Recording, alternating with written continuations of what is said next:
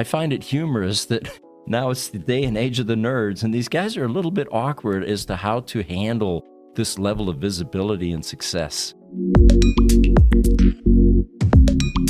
This is the day and age of the nerds. You know, when I was in my formative years in high school, it was the jocks that ruled everything. And the nerds were pretty much relegated into the background because they weren't cool enough. They didn't drive the cool cars. They didn't get all the girls, all of that stuff. This is the day and age of nerds. They are the dominant force. And I think there's some social awkwardness that comes with pushing people that have a nerd background into the limelight like this. They're not used to it.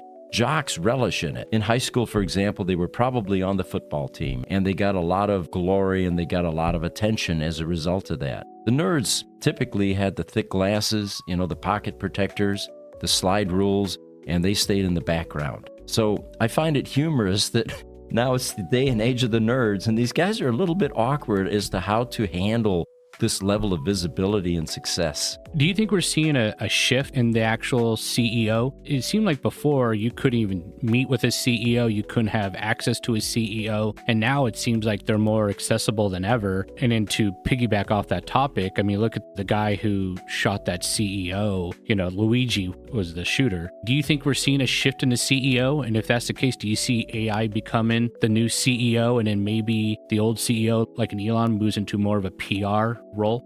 I think it depends on the industries, Aaron. In the other businesses that we're in, like power services and data center products, I'd be hard-pressed to tell you any of the CEOs of major corporations that are involved in things like that, creating products for that. But in the EV space, it seems like we have a cast of characters that have been pushed into the limelight. I mean, even the Mary Barras, for example, or the Jim Farleys are mostly in the limelight. And then you have guys like the NVIDIA CEO, Jensen Huang, who may or may not be a nerd, but it just seems like in this rapidly evolving industry, we've got a lot of people that are pushed into the limelight, and they're realizing it's kind of fun to be in that limelight. In the old, stable, incumbent industries, I'm not sure that you're able to get that kind of personality to emerge from those companies. I mean, do you guys know the CEO of BMW, for example?